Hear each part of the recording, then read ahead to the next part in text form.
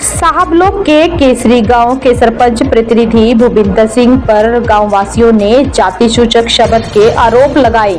चलिए सुनवाते हैं क्या बोले समाजसेवी सोहेल सढोरा। हम थाना प्रभारी शाह ने हमारे को यहाँ पे बुलाया था गांव केसरी के लोगों को, और जो हमारा मामला चला हुआ है पिछले काफ़ी समय से, जो गैर कानूनी तरीके से नाले की खुदाई करवाई गई और दलित समाज के लोगों को घरों को गिराने की मंशा से वो खुदाई करवाई गई।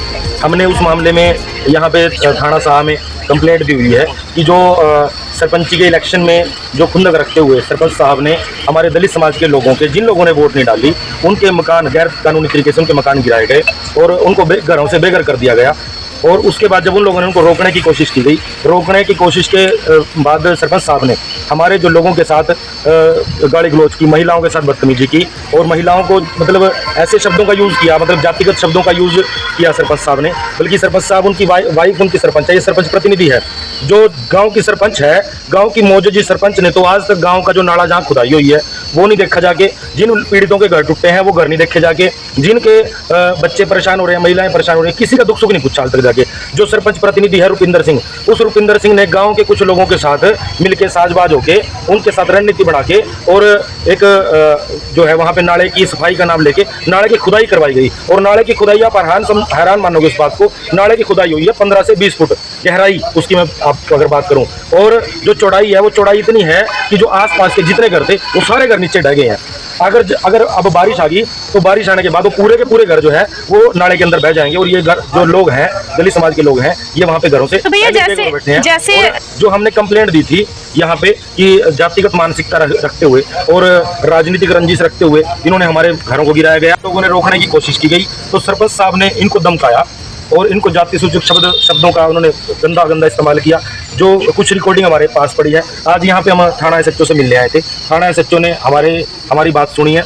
बात सुन के हमारे को उन्होंने पूछा कि क्या मामला था पूरा। हमने पूरा मामला उनके नॉलेज में डाला, हमने पूरे एविडेंस, पूरी फोटोज़ वगैरह उनको दिखाई हैं। आगे का जो प्रोसेस है थाना प्रभारी ने हमें बोला है कि जो एविडेंस आपके पास है वो एविडेंस हमारे को आप और जो जिन लोगों को जाति सूचक शब्द बोलने हैं, जिन लोगों के साथ गाली गलौज हुई है, उनके एफिडेविट हम लोगों को हम थाना प्रभारी को दे देंगे। तो खुदाई से पहले क्या कोई नोटिफिकेशन दिया गया था गाँव वालों को? खुदाई से पहले गाँव नोटिस नहीं दिया, गाँव वालों को क्या जिनके घर गिरे हैं उनको कोई नोटिस नहीं दिया गया।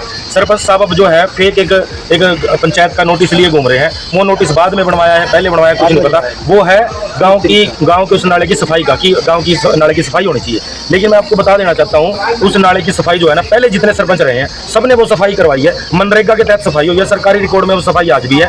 वो मनरेगा के तहत सफाई हुई है और उस सफाई जो तरीके अनुसार हुई है, जिससे जो परिवार है, जो आसपास के घर हैं, उन घरों को आज तक कोई नुकसान नहीं हुआ। लेकिन इस व्यक्ति ने, जो इस रुपिंदर सिंह ने, सरपंच प्रतिनिधि ने जो सफाई करवाई है, ये जेसीबी और पोकलैंड से सफाई करवाई है। आप देखिए कि जो आसपास लोग रह रहे हैं, परिवार रह रहे हैं, और वहाँ पे सफाई हो रही है। जहाँ पे पहले लोग सफाई करते थे, कस्सियों से सफाई करते थे, आज वो सफाई पोकलैंड के द्वारा उन्होंने करवाई गई और लोगों के जेसीबी वालों से मतलब टक्कर मरवा के नीचे से उनकी जो सारी मिट्टी थी वो गिरवा दी गई और आज वो पूरे के पूरे घर वहाँ पे ढह चुके हैं। सरपंच रुपिंदर का कहना है कि अभी उनके पास कोई टेंडर इस तरीके का नहीं आया है। मैं यही तो हम कहना चाहते हैं। सबसे पहले तो देखो, ये मैं ये कहना चाह रहा हूँ कि इसमें राजनीतिक रंजिश, जातिगत रंजिश, ये क्यों मैं इसको कह रहा हूँ, मैं इसके कहने के पीछे कारण क्या है मेरा। आप एक बार बताइए, सरपंच साहब के पास कोई टेंडर नहीं है तो बिना टेंडर के वो इतना गहरा नाला क्यों खोद रहे हैं? आप सोचो इस बात को। और अगर उनके पास टेंडर नहीं है तो पहली बात तो खुदाई क्यों कर रहे हैं? दूसरी बात, वो जो मौसम है, अभी आपको पता है मानसून सिर पे है, बारिश आज शुरू हो जाए, 1 घंटे बाद बारिश शुरू हो जाए, अगर 1 घंटे की भी बारिश अच्छे तरीके से पड़ जाती है, पूरा का पूरा जो है नाला बह जाएगा और पूरा का पूरा जो वहाँ पे आसपास तो कहीं ना कहीं सरपंच ये भी कहते नजर आ रहे हैं कि आज तक तो डूबा नहीं, आज तक तो डूबा नहीं। जो ये घूम रहे हैं, जो आपके चैनल के माध्यम से मैंने देखी है कि पिछले प्लान की पिछले बार गांव में पानी घुसा था, वो तो पूरे हरियाणा में घुमा हो तो पानी। पिछले साल के अंदर तो सभी जगह, ऐसा कौन सा गाँव था जिसमें पानी नहीं घुसा? मेरे गाँव के अंदर 8 फुट पानी था। बताओ, अब उसमें हम किसी की गलती निकालेंगे? वो तो नेचुरल था, वो तो प्राकृतिक आपदा थी पिछली बार। तो ऐसा बताओ ना कि आप सफाई अगर आपको करवानी थी तो आप तरीके से उसकी सफाई करवाते कि लोगों के घर ना गिरते। सफाई करवाने से किसी भी व्यक्ति ने मना नहीं किया। एक व्यक्ति को बता दो कि हमने किसी ने मना किया। और सरपंच साहब जो है, सरपंच साहब ने एक यहाँ पे फैसला दिखा रहे हैं SHO साहब को कि हमारा तो फैसला हो गया था इस मामले में। वो फैसला किसका हुआ था? वो फैसला हम दी भी, चलो सरपंच साहब के साथ हमारा भाईचारा बना रहे, हमारी कोई झगड़ा ना हो। वो कंप्लेंट दी थी JCB वाले के खिलाफ भी, JCB वाले ने ऐसा कर दिया है भी ताकि कोई बैठ के टेबल पे बैठने तक कोई बात आए। टेबल पे बैठने के लिए कंप्लेंट दी थी, टेबल पे बैठने की बात आए, और इसमें हम सरपंच साहब ने हमारे को आश्वासन दिया कि हम इसको नाले को जल्द से जल्द बनवा देंगे। लेकिन आप सरपंच साहब ये कह रहे हैं कि 6 महीने लग जाते हैं नाला बनने में। SHO साहब ने क्या? SHO साहब ने अभी तक तो कोई कार्रवाई की नहीं है, लेकिन SHO साहब हमारे को कार्रवाई का आश्वासन दे रहे हैं, ठीक है। और देखो हम जो है, हम तो एक ही बात कहते हैं। सरपंच साहब ने एक बात बोली थी जब हम गाँव भी, मैंने सरपंच साहब SHO साहब से बात की जिस दिन वहाँ पे JCB चल रही थी, तो मैंने जब SHO से बात करी तो गांव में हमारी टीम गई। हमारी टीम को सरपंच क्या बोलता है कि आप जिसको फ़ोन करवा रहे हो ना, जिस SHO को आप फ़ोन करवा रहे हो, वो SHO मेरे पास बैठा था, दवाई करवा लोगे, ये सरपंच के शब्द हैं, ठीक है। तो हम तो ये कहते हैं कि चलो उसने अपने पास से बोल दी ये बात, SHO साहब के पास दुनिया आती है, लेकिन हम तो ये बात कहते हैं माननीय SHO साहब थाना प्रभारी से, और जितने इनके जो हमारा IO साहब है संदीप जी, और जो भी अफसरान हैं पुलिस के, हम ये चाहते हैं इस मामले के अंदर निष्पक्षता से जांच की जाए, गहराई से इसकी जांच की जाए, और जिस व्यक्ति ने ये राजनीतिक रंजिश रखते हुए मकानों को गिराया है, दलितों के, उनके घरों को क्षतिग्रस्त किया गया है, उसके खिलाफ कानूनी कार्रवाई की जाए।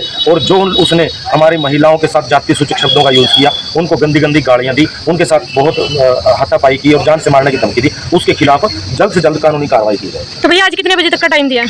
अभी टाइम तो क्या है, हम यहाँ पे अभी एफिडेविट हमने लिखवाने हैं, जिन जिन लोगों के साथ जो हरकत हुई है वो एफिडेविट करवा के हमने टाइप करवा के यहाँ थाने में गए। अगर जल्दी ही कार्रवाई नहीं तो आगे आपकी? अगर जल्द ही, देखो मैं आपके माध्यम से, आपके चैनल के माध्यम से बता देना चाहता हूँ, पूरे समाज के अंदर रोष है। आज हम यहाँ पे समाज के 2-4 प्रतिनिधि आए हैं, लेकिन पूरे के पूरे समाज के अंदर रोष है, सभी संगठनों के अंदर रोष है।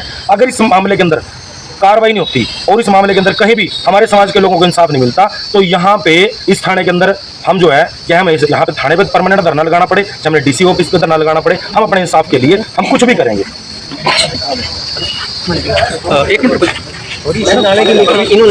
कुछ नहीं है मैडम, ये सब दुखते हैं। मैंने कोई अपशब्द नहीं बोली, अगर अपशब्द बोलता मैं तो 1 महीने में कार्रवाई चाहिए, तब के कहाँ से, तब रिपोर्ट लगवा दी थी, पहले भी थाने में रिपोर्ट लगवाई, तब क्यों नहीं बोलता, भी उन्होंने अपशब्द बोलते मैंने, इसका फैसला हो गया। और उस दिन DC साहब ने यहाँ पर BDPO मैडम तहसीलदार साहब पटवारी आए थे, वो सब जोड़ा करके चले गए हैं। शाहजहापुर का नाला निकला है, उनके आधे मकान नाले के अंदर आ गए। मैंने किसी मकान नहीं गिरा, मैं तो अपनी के साथ। आपके हाँ जी, गाँव में ऐसे कितने मकान हैं जो अवैध बने? नहीं, जो बने हुए क्या कार्रवाई? जो अवैध बने उनका सबका केस चल रहा है कोर्ट में। तो नाला खोदा, इतना डूंगा गहरा खोदना ठीक है या? शाहजहापुर छोड़ा है जी, हमने गहराई कितनी है इसकी? हमने गिराई तो पुलिया कम से कम 30 फुट पुलिया गिराई है। अगर हम पुलिया से ऊपर रखते तो ये कब तक कंप्लीट हो सकता कंप्लीट तो ये हो जाता है, ये इधर-उधर ना घूम। लेकिन आगे उस बारे में क्या कहना चाहेंगे? उन्होंने बताया कि हमारे पास आपकी कोई ऑडियो भी है जो उनके पास है। हॉल में जो जिसका मकान गिरा उसका लड़का पॉपलाइन चलाने के साथ में उसने ही खुद पॉपलाइन चलाई, उसने पॉपलाइन खुद चलाई है। और अब ये पूरे मकान है, और उसका चाचे ने बोला था कि एक लड़का हमारा लड़का हमारे साथ है, और ये पॉपलाइन के साथ कंप्लेंट जो ड्यूटी करी है, जो कमांडर ने की है, उसके लड़के ने की है।